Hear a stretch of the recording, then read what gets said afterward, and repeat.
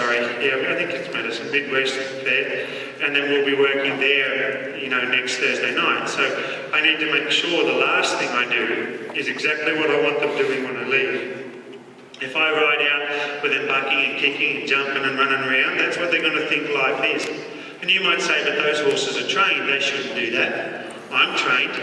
I know things about life, but my life changes every day.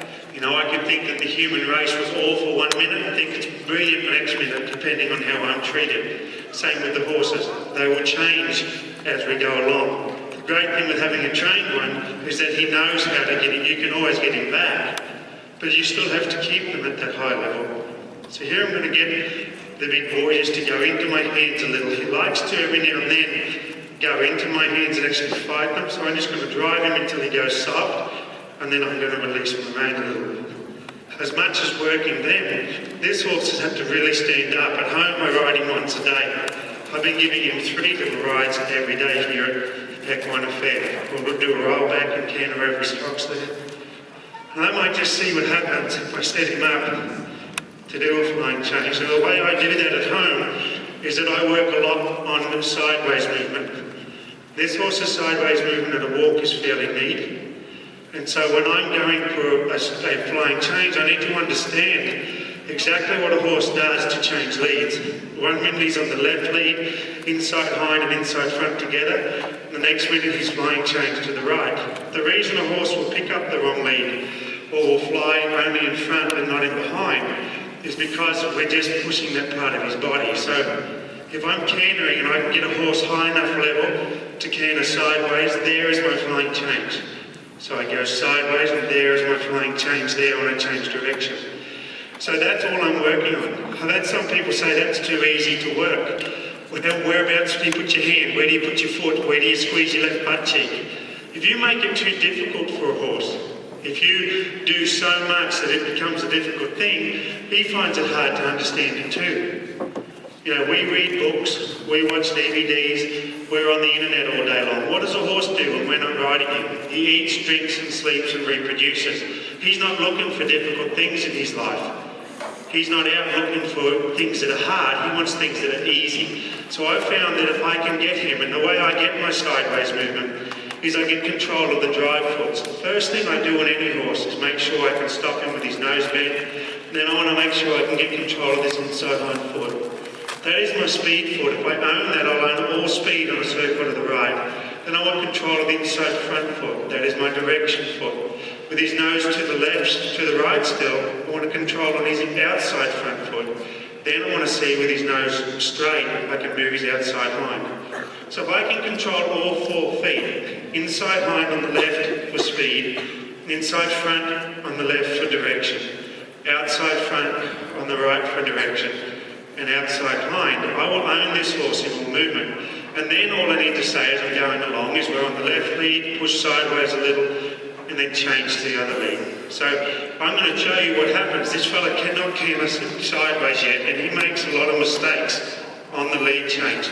So I'll show you what I do if he does. I'm going to come here, push him sideways a little to the left, take my right leg up and sideways a little to the right. If he misses a change, I just circle him hard to the right and go again. The reason that he didn't change in behind is because he wasn't going sideways enough. So what I do is just reinforce that. I say, have you got enough sideways movement to come across here? And then give me sideways the other side. And if he doesn't get it, I just push him sideways here. Now he's not getting his change, but I get to work on what the change is. As he's worked really hard this weekend, I'm not going to make a huge big thing of that today, but I'll get on spin over and show you what a horse that understands the flying change can do. What I'll do is I'll bring these here and I'll finish up with this boy on just some more canter work, because though I want to teach you it, I'm using this as an incredible opportunity to get this horse working for me. Back home in Texas, where I'm on the Preferred Ranch, he gets a lot of outside riding. He gets to be ridden through water and up and down steep hills and work cattle. He doesn't get a lot of arena riding, however. He doesn't get to ride on good surfaces. So this is a great opportunity to come to here under roof and have the ground flat. Like, we don't have much flat ground where we are. And it's good to ride him on that too.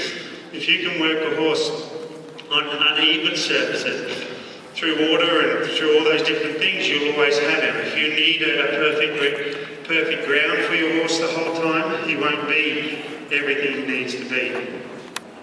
So you'll notice that all the things my horses do, it was all taught. The first time I ever tapped Spinner under the chin, he actually lifted his head in the air and went forwards. He's been taught now that there's two things he can do. He can fight and go into pressure, which gets no reward. And all reward is that I leave him alone. You watch Hope. He won't let me touch him with that stick. He says, you do not need to, I know the job. Sequel doesn't mind it. He says, I have a scratch under my chin. If you could tap on it, that would be good. So we'll come over here. And I just want to be able to leave them standing still. See, a lot of the people, when they're doing, a lot of the trainers, they like to put cones and they're out to ride around. These are my cones. So when I'm riding, for most of my movement, if I'm wanting to go forward, my shoulders are very much aimed up where I want them to go. You're not to be looking at that. On television, they won't let people snip stuff like that, so you're not allowed to either. So whenever I want to be going in a straight line, that's where my chest goes. I want my chest to be in perfect alignment with his. In saying that, I can take his nose to the left, but I want his chest to be in line. Where his head is very little importance of where his feet are going. If I want a flying change, however, I want my chest to be off, cocked a little to the left. And what that will do is allow me to push his body sideways. So even though this horse isn't doing flying changes properly yet, I understand that every time I go sideways like this, that's what I'm asking for. You've got bad Hope, come over here. Very rarely does Hope let me down, but he likes to do it probably on the last day when I'm getting tired. So I might see if we can't canter him up and make sure that we finish on a really good note for this boy, because he's been really working this week. You know, this sort of work for my good horses is nothing, but this has worked for him mentally, physically and emotionally, because a month ago he'd never been ridden. But what he's learning here is a real work ethic. He's learning that he can stand up and really do a job for me. I do apologise, I've got a sniffle, which sounds really good on the microphone. So a lot of people with a flying change too, they work a lot on transitions. I mean, he'll go from walk, trot, canter, and then back on one lead, and then come down again. But I find that if your horse is looking for the transition the whole time, it makes it very hard. He'll always want to come back to a trot. So the first flying change I ask for, I'll do that without too many transitions, because I want him to know, travelling to the right on one lead, then you must change. That's nearly enough for this boy here. Good boy. I don't remember asking for you, Spinabby, but you are next. He goes, you said flying change, and I am the king of the flying change. So what I'll do is I need to hop off, and I try and do everything with my horses that benefits me, just as they try to. I find the easiest way to get off is when he's a little lower. At the moment I might have to reach down, it might be difficult for me. So he goes, I've been doing this a lot, Dad, you're making me do this too much. It's funny how much he protests this, it takes so long, because look how good he is when he actually does it. If he actually does it. So I just keep a bump up and I want him to try and get rid of it. That's the best way to do it.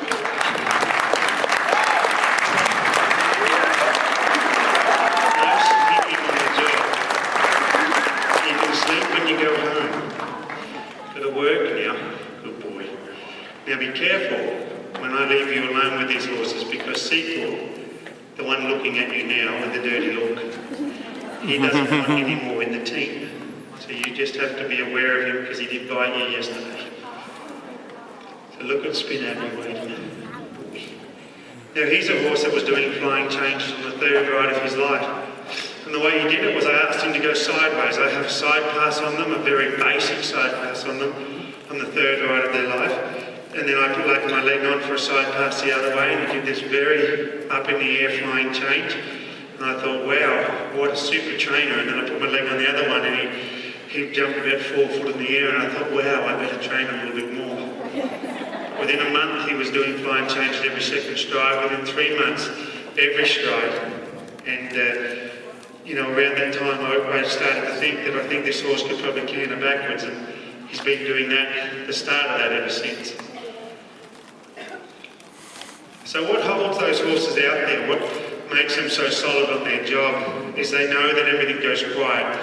My horses are all work horses. They look like they're just show horses, but every one of these has worked. Everyone knows what it is to do Aussie's job. Everyone knows what it is to come out and work a young horse off of, or chase a cow, or work a pretty hard day's work. And you watch the most well-adjusted and nice people in the world. They're the ones that have a job. You see the people, the young people of this world that go out and spray paint on buildings and trains and go and knife people and they're at the bar all day. It's because they haven't got a job. There's no way in the world that I have the energy. There's no way that I have the energy to go and paint on trains. After this, it's the last thing I'm thinking of. So I'm sure if I had nothing to do, I'd be a bit of a rascal too. So I give my horses a job, and that's why they act like this. These horses are sweated. They know what it is to work until they're tired and then work a little bit more. And that's what stretches us. We all like to think that, especially with horses, because they're such a beautiful animal and we love them whether they're good or not, we all like to think that the softer and nicer we are with them, the better. That the quieter and easier things are for them, the better. But that's not life. Life is, if you want to have an incredible body, you need to sweat. If you want to have an incredible mind, you need to stretch it. Now, anytime I have a meeting with my good mate who helps me, he's one of the best businessmen I know, I walk away and I'm having a mental and emotional sweat because he puts a lot of pressure on me. He makes me think outside of the box. It makes me think about what I'm doing with my business.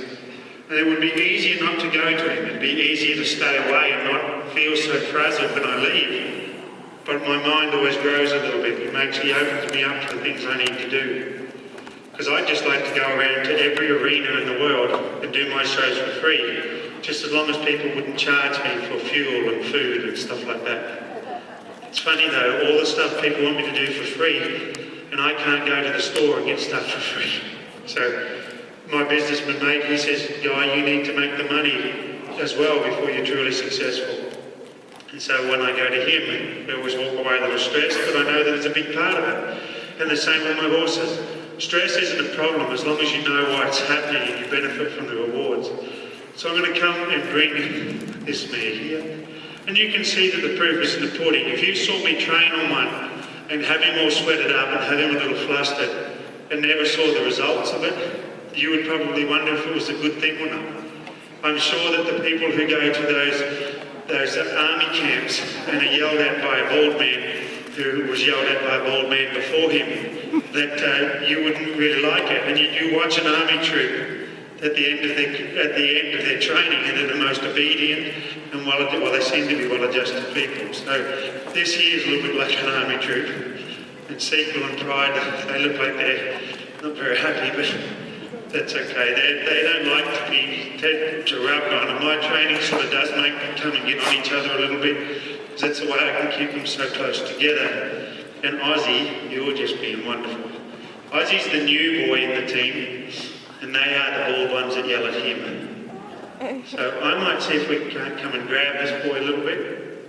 And what I might do is throw that big whip down and use the smaller one. I use the big whip so I can get to the outside horse when I'm working 5 together.